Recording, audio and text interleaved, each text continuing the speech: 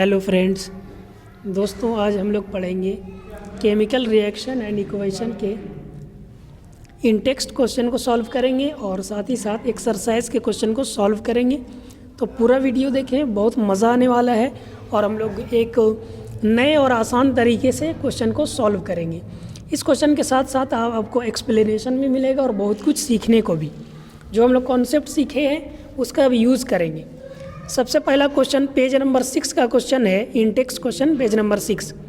Why should a magnesium ribbon be cleaned before burning in air. यानी magnesium ribbon को जलाने से पहले उसे क्लीन क्यों किया जाता है। तो देखिए, जो मैग्नीशियम रिबन ये एक्टिविटी में भी है, फर्स्ट वाले एक्टिविटी में कि मैग्नीशियम रिबन को जब आग में जलाया जाता है तो बहुत ज़्यादा लाइट और हीट इवॉल्व होता है, हीट निकलता है। ठीक है, तो यहाँ पे क्वेश्चन पूछा है कि मैग्नीशियम रिबन को जलाने से पहले उसको क्लीन क्यों किया जाता है। तो अब याद रखें, मैग्नीशियम रिबन को जलाने से पहले सैंड पेपर से इसे क्लीन किया जाता है। क्यों किया जाता है कि देखिए, मैग्नीशियम जो होता है वो हाईली रिएक्टिव एलिमेंट है। उसे हवा में छोड़ने पर वो मॉइस्ट एयर के साथ जो है रिएक्ट करके मैग्नीशियम रिबन के ऊपर इस तरह से लेयर चढ़ जाता है मैग्नीशियम ऑक्साइड का। और ऑक्साइड का लेयर चढ़ने के बाद वो जल्दी सही से आग को पकड़ नहीं पाता है, जिसके वजह से उसके लेयर को छुड़ाने के लिए सैंड पेपर से हम लोग साफ़ करते हैं, ताकि वो अच्छे से ऑक्सीजन के साथ ऑक्सीजन के प्रेजेंस में ही आग लगेगा, तो उसे ऑक्सीजन के साथ अच्छे से रिएक्ट करने के लिए ऊपर में जो ऑक्साइड का लेयर चढ़ जाता है उसको हटा दिया जाता है सैंड पेपर से। ठीक है, तो बस इसी क्वेश्चन को लिख देना है। The magnesium metal makes magnesium oxide in presence of moist air. It gets deposited on the upper layer of magnesium, hence it is rubbed to clean before burning so as to enable it react with oxygen. इसके layer को इसलिए हटाते हैं ताकि वो अच्छे से react कर सके ऑक्सीजन के साथ। ठीक है, तो ये हुआ इसका आंसर। सेकंड क्वेश्चन हमसे पूछा है, a solution of substance x is used for wait washing. एक सब्सटेंस है जो कि यूज़ होता है वेट वॉशिंग के लिए, यानी कि दीवार में जो हम लोग जिसको बोलते हैं सफ़ेदी करने के लिए यूज़ किया जाता है। तो फर्स्ट पॉइंट में हमसे पूछा है, name the substance x and right it's formula. पहला तो उस सब्सटेंस का नाम बताना है और उसका फॉर्मूला लिखना है। दूसरा बोला है, right the reaction of the substance x named in one above with water. ऊपर में जो एक सब्सटेंस है उसका नाम बताना है। ये वो तो नाम तो खैर ऊपर पूछ लिया है, बोला है कि उसका वाटर के साथ किस तरह रिएक्ट करता है वो बताना है। तो देखिए, हम लोग इसके बारे में पढ़ चुके थे कि चूना जो होता है, चूना को पानी में मिलाकर उसे यूज़ किया जाता है वाइट वॉशिंग के लिए। तो चूना सब्सटेंस एक्स, चूना जिसे हम लोग क्विक लाइम बोलते हैं, बिना बुझा हुआ चूना, वो सॉलिड फॉर्म में होता है आपका स्टोन की तरह। तो इसका फॉर्मूला होता है CaO, कैल्शियम ऑक्साइड, बिना बुझा हुआ चूना, क्विक लाइम। अब इसका वाटर के साथ रिएक्ट करेंगे, calcium oxide plus H2O water, तो ये बनाता है कैल्शियम हाइड्रोक्साइड। ठीक है, ये कैल्शियम हाइड्रोक्साइड बनाता है। अब याद रखिए, ये जो कैल्शियम हाइड्रोक्साइड बनाता है इसे ही हम लोग वेट वॉशिंग के लिए वॉल में कर देते हैं। ये पानी में घुला हुआ होता है, तो फिर वो जब दीवार में हम लोग इस तरह से कैल्शियम हाइड्रोक्साइड का जब ये कर देते हैं वाइट वॉशिंग, तो 2-3 दिन लगता है इस दीवार को धूप में सूखने के लिए। जब ये सूखता है तो आप देखिए कैल्शियम हाइड्रोक्साइड, फॉर्मूला ये है। और देखिए, नेचुरल जो हमारे एटमॉस्फेयर में बहुत सारे गैस है, ऑक्सीजन, नाइट्रोजन, कार्बन डाइऑक्साइड। तो ये जो कैल्शियम हाइड्रोक्साइड होता है वो कार्बन डाइऑक्साइड से रिएक्ट करके ये बनाता है कैल्शियम कार्बोनेट, CaCO3। ठीक है, जो संगमरमर का भी फॉर्मूला होता है, तो जिसके वजह से ये CaCO3 बनाता है कैल्शियम कार्बोनेट, और फिर हमारा जो दीवार होता है वो सफ़ेदी चमकने लगता है और दीवार में चिपक जाता है अच्छे से। ठीक है, तो वो क्या होता है, वो कैल्शियम कार्बोनेट होता है। नेक्स्ट क्वेश्चन बोला है, why is the amount of gas collected in one of the test tube in activity 1.7 double of the amount collected in other, name the gas. हमें ये बोला है एक्टिविटी 1.7 में वहाँ पे दिया हुआ था इलेक्ट्रोलाइसिस प्रोसेस वाला, जिसमें हम लोग क्या कहते हैं कि वाटर को जो है इलेक्ट्रोलाइसिस यानी इलेक्ट्रिसिटी पास करके हाइड्रोजन और ऑक्सीजन गैस को कलेक्ट किए थे 2 अलग अलग टेस्ट ट्यूब में। तो उसी के बारे में बोला है कि वो जो एक्टिविटी था उसमें आप देखेंगे double the amount of collected in other, यानी कि एक टेस्ट ट्यूब में, मतलब 2 टेस्ट ट्यूब था इस तरह से, तो एक टेस्ट ट्यूब में दूसरे के कंपेयर में यहाँ पे डबल जो है अमाउंट क्यों कलेक्ट हुआ था गैस का अमाउंट एक में डबल, यानी कि दूसरे का एक डबल था, ठीक है। तो ऐसा क्यों हुआ? तो देखिए इसका सिंपल सा लॉजिक है, ये अवेगाड्रो लॉ होता है जो कि 11th का केमिस्ट्री में आप पढ़िएगा। उसमें ये बताया जाता है कि number of atom is directly proportional to the volume of gases. मतलब ये हुआ कि नंबर ऑफ एटम जितना होता है उसी के डायरेक्टली प्रोपोर्शनल होता है नंबर ऑफ गैस। मतलब क्या हुआ, देखिए यहाँ पे वाटर था, वाटर को तोड़ा गया है इलेक्ट्रिसिटी देकर, तो वाटर बनता कैसे है? हाइड्रोजन के 2 एटम मिलकर और ऑक्सीजन का 1 एटम मिलकर, यानी कि रेशियो क्या हुआ? 2:1। ये रेशियो ऑफ एटम हुआ। तो रेशियो ऑफ एटम जितना होता है उतना ही गैस बनता है, याद रखिए, ठीक है। या फिर आप बोल सकते हैं ये जो कलेक्ट हुआ है 2 टेस्ट ट्यूब में गैस 2:1 रेशियो में होगा। ये क्लियर हुआ होगा, ठीक है।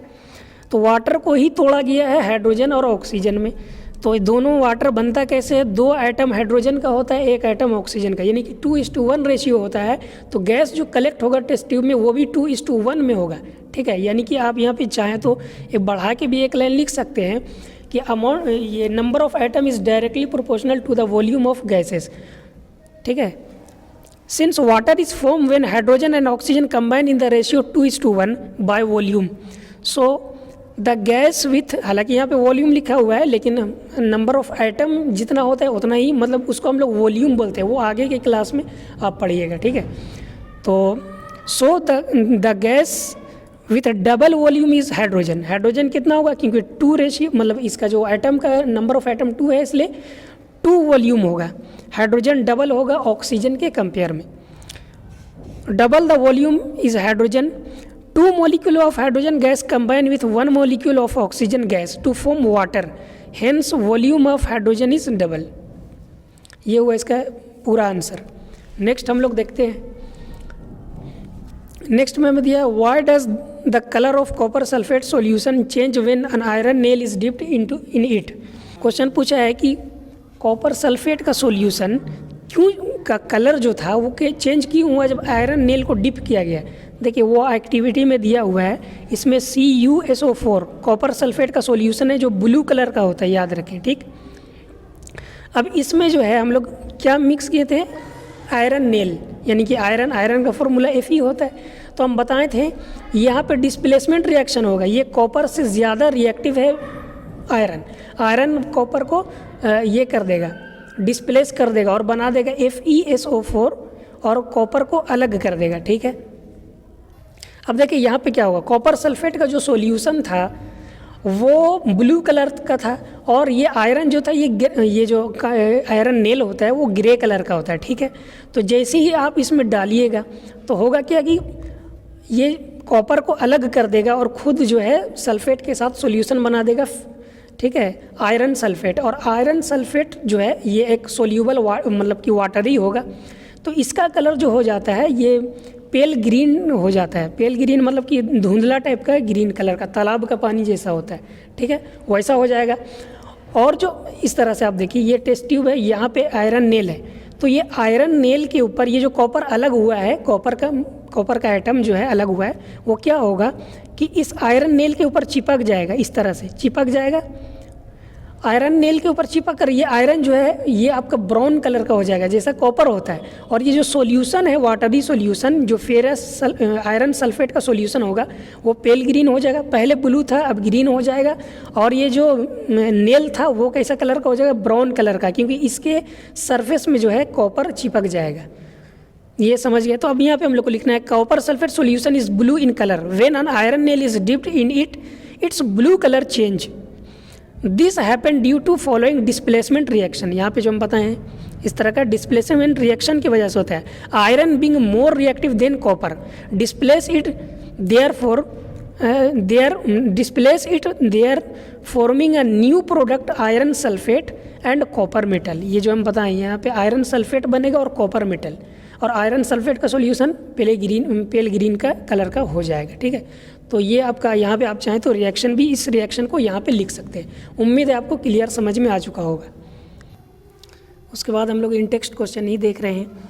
यहाँ पे हमें दिया हुआ है give an example of a double displacement reaction other than the one given in activity 1.10। 1.10 में सोडियम सल्फेट और बेरियम क्लोराइड वाला जो एग्जाम्पल था उसको छोड़कर कोई और दूसरा एग्जाम्पल हमें देना है डबल डिस्प्लेसमेंट रिएक्शन का। तो हम लोग यहाँ पे दे देते हैं lead nitrate plus hydrogen chloride यानी HCl हाइड्रोक्लोरिक एसिड। तो यहाँ पे आप देखेंगे यहाँ पे लेड जो है, लेड का +2 चार्ज होता है और नाइट्रेट का 1 चार्ज होता है -1। और यहाँ पे HCl हाइड्रोजन पर प्लस चार्ज होगा और क्लोरीन पर माइनस। तो यहाँ पे आप देखिएगा कि लेड जो है क्लोराइड प्लस माइनस रिएक्ट कर जाएगा और ये प्लस माइनस इसके साथ, तो यहाँ पे बन जाएगा lead chloride plus nitric acid यानी HNO3। ठीक है, तो ये हो गया डबल डिस्प्लेसमेंट हो रहा है क्योंकि 2 आयन्स का एक्सचेंज हो रहा है, इस वजह इसका आयन इसके साथ, इसका आयन इसके साथ रिएक्ट हो रहा है, प्लस माइनस। तो ये हो गया आपका डबल डिस्प्लेसमेंट रिएक्शन का अनदर एग्जाम्पल जो एक्टिविटी 1.10 में था। तो आप इसे भी याद रखें। अब आ जाते हैं क्वेश्चन नंबर 8। यहाँ पे हमें बोला है identify the substance that is oxidised and the substance that are reduced in the following reaction. यहाँ पे 2 रिएक्शन दिया हुआ है, यहाँ हमें बताना है कौन ऑक्सीडाइज हो रहा है और कौन ये हो रहा है रिड्यूस्ड। तो हम बताए थे अगर ऑक्सीजन गेन करता है, ऑक्सीजन अगर गेन करता है तो हम लोग बोलेंगे कि वो ऑक्सीडाइज्ड हो गया है। ठीक है, ऑक्सीडाइज्ड। अगर ऑक्सीजन को लूज़ करता है या हाइड्रोजन को गेन करता है, अगर ऑक्सीजन का लूज़ करता है तो हम लोग बोलेंगे कि ये सब्सटेंस जो है रिडक्ट या रिड्यूस्ड हो चुका है। आप इसे याद रखें। अब हम लोग देखेंगे यहाँ पे जैसे सोडियम ऑक्सीजन से रिएक्ट करके सोडियम ऑक्साइड बना है। ठीक है, तो यहाँ पे आप देखिएगा सोडियम अकेला था, इसके पास ऑक्सीजन नहीं था, लेकिन यहाँ पे सोडियम के साथ ऑक्सीजन जुड़ गया है। तो हम लोग बोलेंगे जुड़ा किस में, सोडियम था शुरू में अकेला, तो हम लोग बोलेंगे सोडियम। यहाँ पे फर्स्ट पॉइंट में हम लोग लिखेंगे Na is oxidised, Na is oxidised, sodium oxidised हुआ है वहाँ पे, यहाँ पे। और यहाँ पे देखिए ऑक्सीजन का क्या हुआ है, तो ऑक्सीजन यहाँ डबल था और यहाँ सिंगल हो गया है। मतलब यहाँ भी डबल है, लेकिन क्या है कि ऑक्सीजन यहाँ पे था इनिशियली, अब यहाँ पे नहीं है, वो एक सब्सटेंट बन गया सिंगल, और यहाँ पे अकेला एग्जिस्ट कर रहा था। ठीक है, तो हम लोग यहाँ पे लिखेंगे ऑक्सीजन इज़ रिड्यूस्ड, ऑक्सीजन का रिडक्शन हुआ है, रिड्यूस्ड हुआ है। ठीक है, दूसरा पॉइंट में देखिए यहाँ पे कॉपर ऑक्साइड था, अब यहाँ पे आप देखिएगा कि कॉपर सिंगल रह गया है। शुरू में ऑक्सीजन भी साथ में था, अब नहीं है, यानी ऑक्सीजन जो है लूज़ किया है कौन, कॉपर ऑक्साइड। तो यहाँ पे हम लोग लिखेंगे CuO, याद रखें CuO ये जो इनिशियली था, यानी कॉपर ऑक्साइड का ये आपका रिड्यूस्ड हुआ है। और यहाँ पे आप देखेंगे कि हाइड्रोजन अकेला था और यहाँ पे ऑक्सीजन इसके साथ गेन हुआ है, तो गेन हुआ है ऑक्सीजन का, इसका मतलब ये जो H2 था हाइड्रोजन ये ऑक्सीडाइज्ड हुआ है, ऑक्सीडाइज्ड हुआ है। अब आ जाते हैं एक्सरसाइज का क्वेश्चन।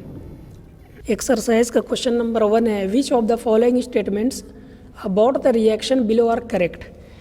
देखिए पहले एक रिएक्शन दिया हुआ है लेड ऑक्साइड कार्बन के साथ रिएक्ट करके लेड प्लस कार्बन डाइऑक्साइड बनाता है। तो हमें ये बताना है कि लेड इज़ गेटिंग रेड्यूस्ड, इसमें से कौन आर इनकरेक्ट। देखिए यहाँ पे बोला है ना बिलो आर इनकरेक्ट, जो इसमें से कौन सा स्टेटमेंट ABCD में कौन इनकरेक्ट है, करेक्ट नहीं पूछा है, इनकरेक्ट कौन है। यहाँ पे हमसे फर्स्ट में बोला लेड इज गेटिंग रेड्यूस्ड, तो हम देखेंगे लेड रेड्यूस्ड नहीं हो रहा बल्कि लेड ऑक्साइड रेड्यूस्ड हो रहा है।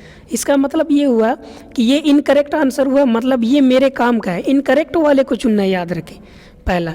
दूसरा में बोला है carbon dioxide is getting oxidise, बोल रहा है कि क्या कार्बन डाइऑक्साइड ऑक्सीडाइज हो रहा है, नहीं कार्बन हो रहा है, यहाँ सिर्फ सिंगल कार्बन ऑक्सीडाइज हो रहा है, कार्बन डाइऑक्साइड नहीं, मतलब ये स्टेटमेंट गलत है, मतलब ये हमारे काम का है। ठीक है, उसके बाद बोला कार्बन इज गेटिंग ऑक्सीडाइज, क्या कार्बन ऑक्सीडाइज हो रहा है, ये तो सही स्टेटमेंट है, मतलब सही वाले को नहीं लेना है। फिर बोल रहा है लेड ऑक्साइड जो है इज गेटिंग रेड्यूस्ड, तो आप देखिएगा हाँ PbO यानी लेड ऑक्साइड रेड्यूस्ड होकर सिर्फ Pb बना रहा है, इसका मतलब ये सही स्टेटमेंट है, इसलिए इसको नहीं लेना है। तो मतलब मेरे हिसाब से आंसर कौन सही हुआ, ए और बी। तो पहला स्टेटमेंट सही होगा, ए एंड बी, ये सही होगा। ठीक है, दूसरा क्वेश्चन देखें। यहाँ पे हमें बोला है एक रिएक्शन दिया हुआ है Fe2O3 और एल्युमिनियम के साथ रिएक्ट करके लिए एल्युमिनियम ऑक्साइड और आयरन बना रहा है। ठीक है, the above reaction is an example of आ। ये जो रिएक्शन है किस चीज़ का एग्जाम्पल है। ठीक है, तो आप देखिएगा कि यहाँ पे मेटल ऑक्साइड है और फिर मेटल ही रिएक्ट करके दूसरा मेटल ऑक्साइड बना रहा है। ठीक है, मतलब ये आपका क्या था, फेरस ऑक्साइड है, एल्युमिनियम के साथ रिएक्ट कर रहा, तो एल्युमिनियम ऑक्साइड बना रहा और आयरन को जो है अलग कर दे रहा है। ठीक है, यानी डिस्प्लेस कर दे रहा है। ये जो एल्युमिनियम है इस आयरन को डिस्प्लेस कर दे रहा है उसके सॉल्ट सॉल्यूशन से। तो हम लोग इसको क्या बोलेंगे, ये कौन सा रिएक्शन है, कॉम्बिनेशन तो नहीं हो सकता है। डबल डिस्प्लेसमेंट, यहाँ डबल नहीं हो रहा है, यहाँ पे क्या हो रहा है, डिकम्पोजिशन नहीं, तो डिस्प्लेसमेंट रिएक्शन हो रहा है। डी सही होगा क्योंकि एल्युमिनियम जो है आयरन को डिस्प्लेस कर दिया है इसके सॉल्ट सॉल्यूशन से। ठीक है, अलग कर दिया है। थर्ड पार्ट में बोला है what happen when dilute hydrochloric acid is added to iron filings, यानी कि HCl जो है इसमें आयरन फाइलिंग को मिलाया जाता है। टिक द करेक्ट आंसर, तो क्या होगा, व्हाट हैपेंस, ये पूछा है। तो देखिए hydrogen gas and iron chloride are produce. पहले चलिए इस रिएक्शन को देख लेते हैं। तो यहाँ पे क्या होगा, देखिए ये HCl में से हाइड्रोजन टूट जाएगा प्लस आयन में और क्लोरीन टूट जाएगा माइनस आयन में। और आयरन में क्या होता है, आयरन में चार्ज होता है आपका +2 चार्ज होता है। तो ये किससे मिल जाएगा, ये आपका मिल जाएगा प्लस माइनस वाले के साथ, यानी कि ये बनाएगा FeCl2। ठीक है, आयरन क्लोराइड और हाइड्रोजन गैस अलग से रिलीज होगा, याद रखें। इस तरह का एग्जाम्पल हम लोग एसिड बेस एंड सॉल्ट में भी देखेंगे, क्योंकि देखिए हाइड्रोक्लोरिक एसिड है और मेटल के साथ रिएक्ट करता है तो हमेशा हाइड्रोजन गैस निकलता है। इस बात को याद रखें, आगे हम लोग पढ़ेंगे इसके बारे में। फिलहाल हमें ये सिखाने के लिए यहाँ पे दिया हुआ है। तो क्या क्या हुआ है, देखिए यहाँ पे क्या बना है, प्रोडक्ट में आयरन क्लोराइड बनेगा। ठीक है, hydrogen gas and iron chloride are produce, ये तो सही लग रहा है। आगे देखते हैं, chlorine gas and iron hydroxide is produce, नहीं ऐसा तो नहीं है, क्लोरीन गैस तो नहीं निकलेगा, ये गलत है। नो रिएक्शन टेक प्लेस, ये भी गलत बात है, रिएक्शन तो होगा। Iron salt and water produce, नहीं ये भी गलत है, यानी कि पहला ऑप्शन सही होगा, hydrogen gas and iron chloride are produced, तो ये होगा सही ऑप्शन। अब देखते हैं क्वेश्चन नंबर 4 एक्सरसाइज का। What is balanced chemical equation, why should chemical equation be balanced, यानी कि chemical equation, balanced chemical equation क्या होता है और इसे बैलेंस क्यों किया जाता है। तो हम लोग जो लेक्चर था उसमें हम लोग शुरू वाले लेक्चर में देख चुके हैं, ये सब आपने नहीं देखा तो आप जाकर उसे देख लें। वैसे यहाँ पे हम लोग समझते हैं balance chemical equation means total number of atoms of each element should be equal on both side of the reactants and product. जैसे आप मान लीजिए कि हाइड्रोजन ऑक्सीजन के साथ रिएक्ट करके क्या बनाता है, वाटर। तो आप देखेंगे यहाँ हाइड्रोजन 2 है, यहाँ भी 2, लेकिन यहाँ ऑक्सीजन 2 है और यहाँ 1 है, तो हम लोग आगे में 2 लगा के इसको बैलेंस करते हैं। अब आगे 2 लगाएं तो ये ऑक्सीजन डबल हो चुका है, लेकिन साथ ही साथ ये हाइड्रोजन भी डबल हो चुका है, यानी 2 तो पहले से था, 2 2 4 हो चुका है, तो यहाँ भी 2 लगाते हैं। और इस तरह से इधर लेफ्ट साइड में भी हाइड्रोजन बैलेंस, यहाँ भी हाइड्रोजन बैलेंस, यहाँ ऑक्सीजन बैलेंस, यहाँ भी ऑक्सीजन बैलेंस। तो इसको बोलते हैं बैलेंस्ड केमिकल इक्वेशन, मतलब total number of atoms both sides are equal, should be equal. ठीक है, the reaction should be balance because matter can neither be created nor be destroyed. इसलिए बैलेंस किया जाता है क्योंकि मैटर कभी भी डिस्ट्रॉयड नहीं हो सकता, ना ही क्रिएट किया जा सकता है। ठीक है, तो मतलब कि जैसे यहाँ पे क्या था, इनिशियली 2 हाइड्रोजन मिला और 2 ऑक्सीजन मिला, लेकिन वाटर में तो H2O, 2 हाइड्रोजन तो बनता है वाटर में, लेकिन 1 ऑक्सीजन रहता है, बाकी 1 ऑक्सीजन कहाँ गया। तो उसको जो है वो जो हम लोग बोलते हैं law of conservation of mass को सेटिस्फाई करने के लिए इसको बैलेंस किया जाता है। आप पूरा डिटेल लेक्चर आपको मिल जाएगा, हमारे डिस्क्रिप्शन में आपको लिंक मिल जाएगा, वहाँ आप देखें हम लोग law of conservation of mass को अच्छे से डिटेल में एक्सप्लेन किए हैं। ठीक है, तो ये इसका रीज़न हुआ। इसका मतलब ये हुआ the total mass of reactants should be equal to the mass of product, यानी जितना रिएक्टेंट था उतना ही प्रोडक्ट बनना चाहिए, यही है law of conservation of mass. Question number 9 में what does one mean by exothermic and endothermic reaction. ठीक है, यहाँ पे हम लोग इसका भी एक्सप्लेनेशन डिटेल लेक्चर मिल जाएगा। देखिए एक्सोथर्मिक्स क्या होता है, एक्सो का मतलब होता है एग्जिट करना, निकलना, थर्मिक मतलब हीट। ठीक है, तो exothermic reaction those reaction in which heat is evolve are called exothermic reaction. जैसे कार्बन, जैसे कागज़ या कोयला वगैरह ऑक्सीजन के प्रेजेंस में जलता है तो कार्बन डाइऑक्साइड गैस निकलता है और साथ ही साथ हीट निकलता है। ठीक है, तो यही हुआ एक्सोथर्मिक रिएक्शन, इसमें हीट निकल रहा है। ठीक है, एंडोथर्मिक, एंडो का मतलब इंटर करना, देना। एंडोथर्मिक रिएक्शन मतलब those reactions in which heat is absorbed, जिसे हीट दिया जाता है, ऐसे रिएक्शन को जिसको कराने के लिए हीट को दिया जाता है in the form of energy are called endothermic reaction. जैसे कैल्शियम कार्बोनेट, ये चूना पत्थर होता है, इसको हीट देते, बहुत ज़्यादा हीट करते तो ये ब्लास्ट करके कैल्शियम ऑक्साइड चूना बनाता है और कार्बन डाइऑक्साइड गैस क्या होता है, निकलता है। ठीक है, तो इसमें हीट दिया जाता है तो इसको एंडोथर्मिक रिएक्शन बोलते हैं। क्वेश्चन 10 है why is respiration considered as exothermic reaction, explain. हमें बोले जो रेस्पिरेशन होता है मतलब हम लोग ऑक्सीजन को अपने सांस के द्वारा अंदर ले जाते हैं तो इसको भी एक्सोथर्मिक रिएक्शन क्यों कहा जाता है, एक्सप्लेन करना है। तो देखिए हम लोग जो खाना खाते हैं जैसे पोटैटो लिए या राइस लिए तो उसमें आप जानते हैं कार्बोहाइड्रेट होता है। कार्बोहाइड्रेट होता है तो जब हम लोग ऑक्सीजन लेते हैं अंदर तो ऑक्सीजन के प्रेजेंस में कार्बोहाइड्रेट जो है ग्लूकोज में टूटता है, यानी ग्लूकोज में टूटने के लिए ऑक्सीजन का ज़रूरत होता है और टूटता है। यहाँ पे क्या होता है, केमिकल रिएक्शन होता है, केमिकल रिएक्शन होता है जिसके वजह से ग्लूकोज जो है बाद में एनर्जी हमें देता है जिसका हम लोग चलने में, फिरने में, बोलने में यूज़ करते हैं उस एनर्जी का। तो यहाँ पे आप देख सकते हैं जैसे ये ग्लूकोज का फॉर्मूला है। ग्लूकोज ऑक्सीजन के प्रेजेंस में कार्बन डाइऑक्साइड और वाटर और एनर्जी के फॉर्म में निकलता है, यानी कि यहाँ पे एनर्जी निकल रहा है। तो हीट क्या था, एक्सोथर्मिक रिएक्शन में क्या होता है, एक्सोथर्मिक रिएक्शन में हीट निकलता है और हीट भी एनर्जी है और यहाँ भी जो होता है रेस्पिरेशन जो होता है वहाँ भी एनर्जी निकलता है। ठीक है, तो यहाँ पे एनर्जी इवॉल्व हो रहा है, निकल रहा है, इसलिए हम लोग इसको एक्सोथर्मिक रिएक्शन बोलते हैं। यहाँ पे लिखा हुआ है in respiration glucose gets oxidise to form carbon dioxide water and heat is evolve as heat energy is released. Heat भी तो एनर्जी है, एनर्जी रिलीज होता है during respiration, it is regarded as exothermic reaction. और यहाँ पे example दिया हुआ है।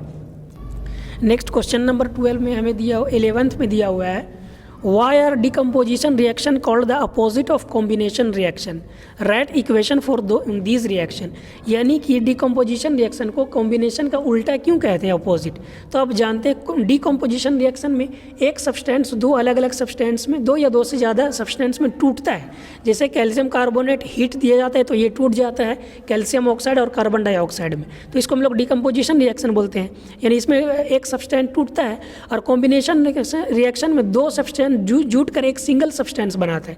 जैसे कार्बन डाइऑक्साइड, इसी का अपोजिट ले लीजिए, कार्बन डाइऑक्साइड कैल्शियम ऑक्साइड के साथ रिएक्ट करके कैल्शियम कार्बोनेट बनाता है, इसी का अपोजिट है। यही वजह है कि डिकम्पोजिशन को कॉम्बिनेशन का उल्टा कहा जाता है। यहाँ पे यही चीज़ लिखा हुआ है, in decomposition reaction single substance is broken down into two और more substance. In combination reaction, two or more substances combine to form a single new substance. Hence, the decomposition and combination are opposite to each other. ये हुआ, क्योंकि हम लोग इसका detail में lecture यहाँ पे बना हुआ है, इस वजह से ज़्यादा समझाने की ज़रूरत नहीं, आप उस वीडियो को ज़रूर देख लें। अब आते हैं आगे, हमें दिया हुआ है write one equation for each for decomposition reaction where energy is supplied in the form of heat, light and electricity. ये भी हम लोग लेक्चर में डिस्कस कर चुके हैं कि हमें बताना, एक एक इक्वेशन दे रहे हैं एग्जाम्पल का। जैसे डिकम्पोजिशन हम बता चुके हैं, तीन तरह का होता है, decomposition by heat, decomposition bye sunlight, decomposition bye electricity. ठीक है, तो उसका तीन एग्जाम्पल देना था, तो बस यहाँ पे लिखा हुआ है। जैसे कैल्शियम कार्बोनेट में हीट एनर्जी दिया जाता है तो ये कैल्शियम ऑक्साइड कार्बन डाइऑक्साइड में टूट जाता है, तो ये एग्जाम्पल आप थर्मल डिकम्पोजिशन के लिए दे सकते हैं। दूसरा है सनलाइट, यानी जिसको हम लोग बोलते हैं फोटोलाइटिक डिकम्पोजिशन। यहाँ पे हम लोग सिल्वर ब्रोमाइड को जब सनलाइट के प्रेजेंस में रखा जाता है तो सिल्वर और ब्रोमीन गैस में ये टूट जाता है। ठीक है, फिर देखिए वाटर में जब इलेक्ट्रिसिटी पास करते हैं, इसको बोलते हैं इलेक्ट्रोलाइसिस प्रोसेस। इलेक्ट्रिसिटी पास किया जाता है तो हाइड्रोजन गैस और ऑक्सीजन गैस में ये टूट जाता है वाटर। ठीक है, तो ये तीसरा एग्जाम्पल हुआ। इन तीनों को याद रखें, मोस्ट इंपॉर्टेंट है एग्जाम के लिए।